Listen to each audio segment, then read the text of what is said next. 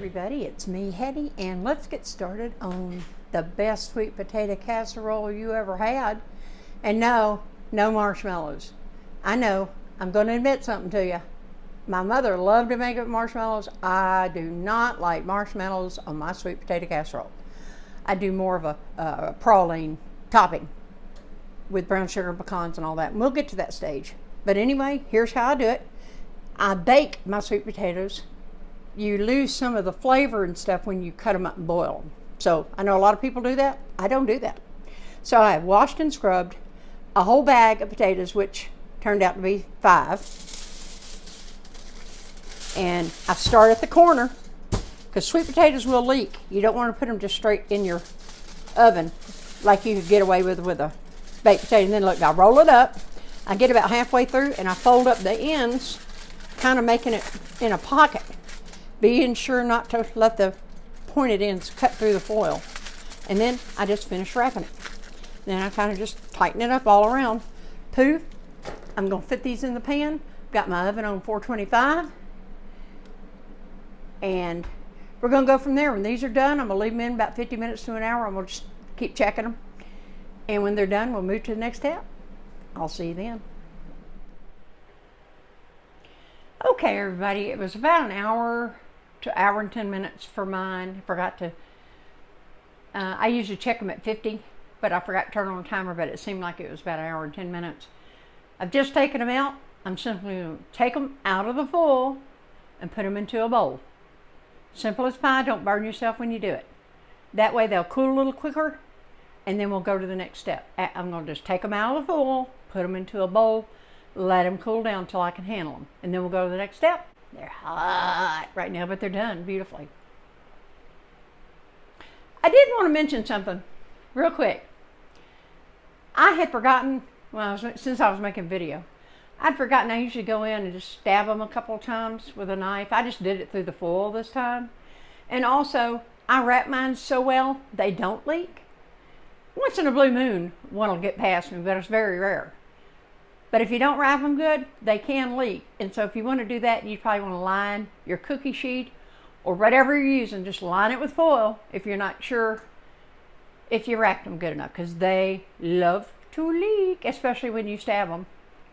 People do it with a fork, but with my hands, it's just too hard to do. So I just take a sharp knife and go jab, jab, jab, jab, jab, jab. 2 per each. That's enough. Okay, I'll bring you back. Alrighty, I have taken a couple of them out of the foil already, and I want to just show you this kind of a messy job. I just do it. I've got clean hands, and they are cool enough for me to handle. As you can see, look, it just slips right off. No problem. These have been kind of sitting a little longer than I anticipated. Usually they can just slip out in one piece, but that's okay. They're coming off. And the point is, you don't need to see me doing all this. I usually take just a little knife. This stuff, it doesn't matter too much of it, but any kind of little blemishes, I just do a little bitty scrape, and as you can see, it comes right off. And I just put that into the skin trash. And when I do the rest of these, and try not to make a mess because I'm on camera, we'll go over all the ingredients. Alrighty, everybody, as you can see, I skinned my potatoes. A lot of these casseroles is kind of ridiculous. They say exactly 3 cups, 4 cups, 5 cups sweet potato. Heck no, I bake them just like you see them, and I go by eyeballing it, and you can too. Go by the sweet potato, not, if you got those great big ones, you might only want 3. But as you can see my size, this was my biggest one, and so this is the right amount for the casserole. I don't go by how many cups it is. So, and again, a lot of these, they peel them and bake them like they're regular potato. That's crazy. It lets out a lot of that flavor and that sweetness, the natural sweetness. A lot of them just put way too much brown sugar. So, all right, as you can see, I'm naturally going to mash these potatoes, but first I just want to go over the ingredients, okay? Right here I have 1 stick of melted butter. It's been out for a while. I'm going to have to nuke it for about 10 seconds, just loosen it back up.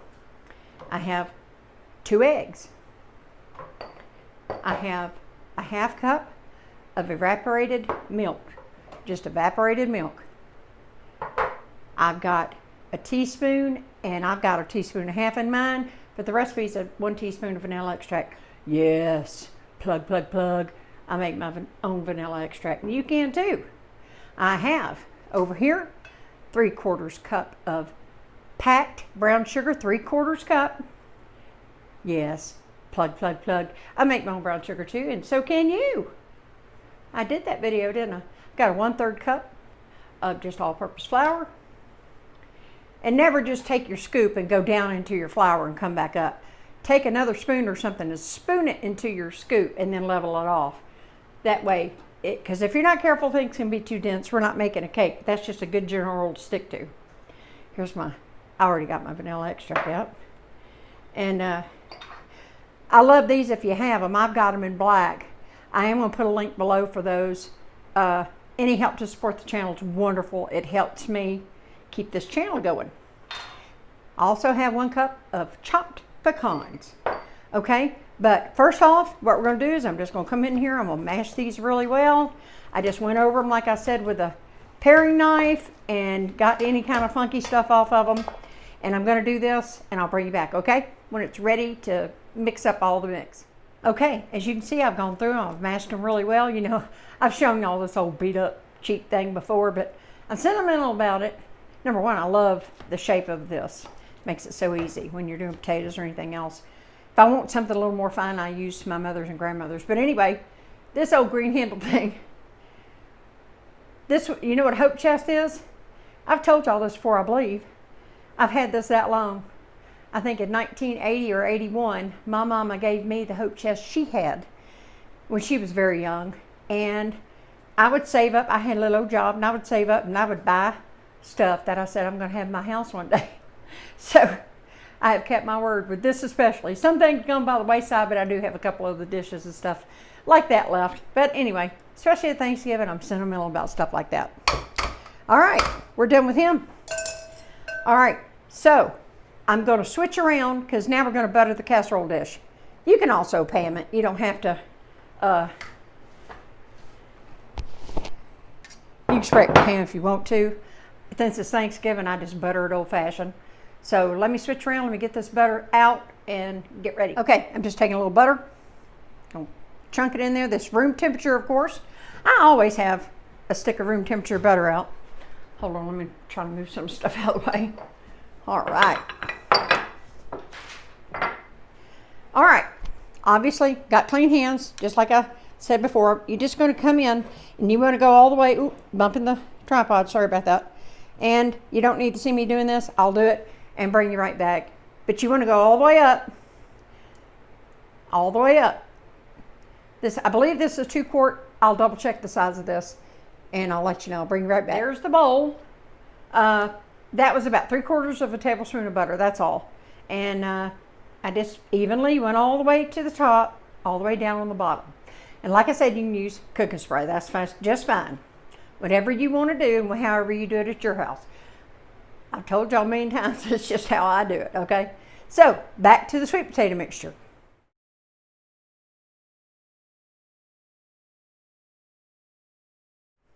First things first, what goes into the sweet potato mixture is the milk. I'll go ahead and put that in. Evaporate. You know, in a pinch, you could use just whole milk. You could probably even get away with half and half if that's what you have. This is 1 stick of butter, which equals half a cup. I did have to nuke it again another 10 seconds just to loosen it up some. And in goes the vanilla. And goes 3/4 of a cup of packed brown sugar. All right, of course you're going to lightly beat your eggs before you put them in. Makes it easier. All right, in they go. Put him out of the way. Oh, I left a little butter in there, but whoop. Thanksgiving, I gotta make it over the top. Okay, and then I'm just gonna thoroughly mix this. Just how I've shown y'all before. Just stir, stir, stir. Isn't that fun? A lot of people put, in my opinion, this is just, oh, bumped it again, sorry. A lot of people put a little too much brown sugar to me. You want to highlight the sweet potato, not drown the sweet potato, okay? And for those who love marshmallows, I am going to tell you how you can put the marshmallows, okay? Alrighty, I'm going to stir this up and bring you back. Mixture all nice and evenly mixed. You want to distribute the eggs. And I do want to tell you something. Before I mixed all the eggs, I reached over to one little part and mixed everything but the eggs to a little corner of the bowl. And I should have shown you this. That's just a dollop of, if you saw something dark in there, that's just molasses that escaped me from the brown sugar. It's all good. Believe me, it'll distribute right inside. You won't even see it. All right. It'd be good if, anyway. Doesn't matter. All right. That's good enough. Make sure I'm not making a mess. This are buttered. So I'm just going to come along and we're just going to spread it out evenly. Don't forget your corners, whatever. You can just use regular old rectangle, glass baking dish, whatever you have. That's all right. Now look at that. He's nice and even. All right, and next I've got to get a different little bowl so we mix up the topping. All righty, now for the topping. This is so easy. 1/2 cup brown sugar, packed.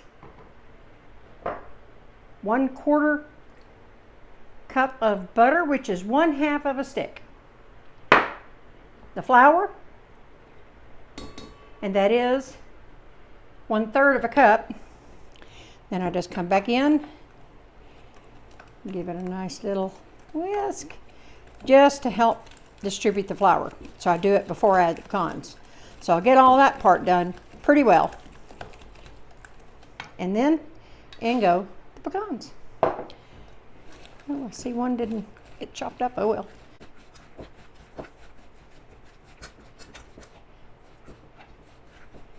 Now, some people like both the praline topping and marshmallows, and you can do that too. I'm not going to go over it in the video, but I will have info down below on how to do that. Some people want just the marshmallows. But let me tell you, because this is my mama's casserole. And I told y'all before, my mama loved marshmallows on hers. And then she found this, and she would make kind of half and half, just for her baby girl.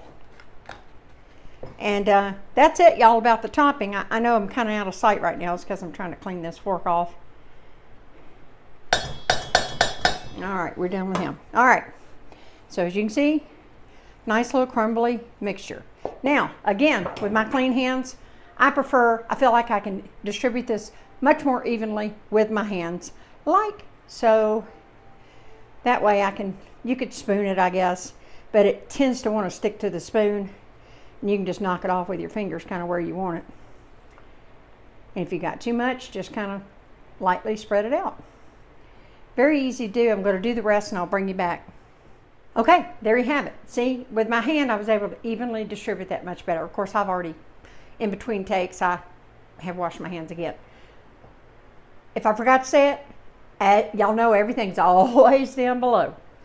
All right, 350. Preheat your oven at 350. I believe for my European friends that would be 177, I believe, Celsius. 35 to 45 minutes, depending on your oven.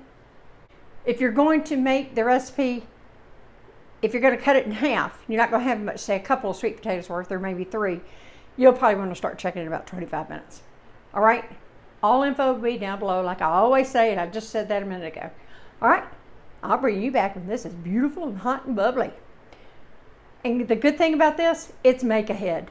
Safely to make ahead, not the day of. So there you have it. Like I said, when it's hot and bubbly, we'll come back.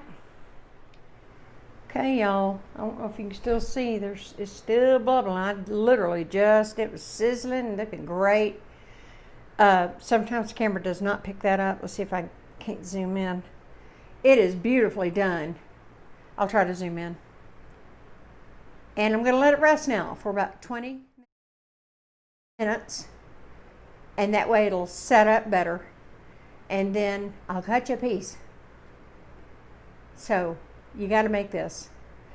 When I cut the piece, I will tell you a couple little things I'm going to put below to help y'all out. I'll bring you back. Okay, y'all, this has been sitting. I put my lid on it. It's still very hot. It'd be perfect to be serving at the table. And I am going to, now, the moment of truth. I know it's going to be good. Take some out. Put it on that plate. Isn't that gorgeous? Look at that. Just look at this. Gorgeous. Look at that. All done. Got the beautiful crumbled top. So I hope you're going to make this. I hope you're going to love it. It's really good. I just put more on a plate. Normally you don't need that much. I know it's going to taste good. I hadn't tasted it yet, but I know it's good. I've been making it too many years. But I did want to give y'all a few little final notes. You can make this ahead, like I told you, and you can refrigerate it. Just cover it tightly with, I'd probably put cling wrap and then foil, and then if you do have, but the tripod, sorry. If you do have a lid, put that on there. And then what you would want to do ideally is to heat it, say, for Thanksgiving. If you're lucky enough to have a cold oven, in other words, one you hadn't turned on yet, you'd want to reheat it up to 350. But the trick is when you take this out from the refrigerator, you would put it in and then turn the oven on to 350 and let them heat up together, okay? Because you don't want to break your glass. Now, if you refrigerate it, you refrigerate it very safely for 4 days, up to 4 days. I wouldn't go past 4 days because y'all know it's kind of like my freezer thing. I just don't do that. But you can make this, and then what you would do is just place it in the fridge, like I said, covered tightly. All right, and then reheat it. Now, let's say you've been doing your turkey and your dressing and your green bean casserole, whatever you're doing, and your oven's hot. Well, you just want to remember, take this out about in between 30 and 40 minutes. Don't go past about 40 because, you know, it's got eggs in it. It's already been cooked though, but you still don't want to leave leftovers out. So remember, you're going to bake it. We're talking about reheating. If you make it ahead,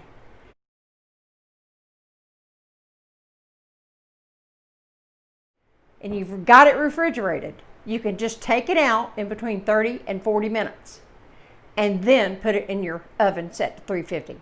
And you're just going to heat it up till it's heated through. And I'll have the instructions about the marshmallows down below, like I said. And there you have it.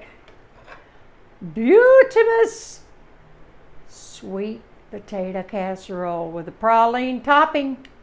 I hope you're going to love this. Okay, I'll see you next time.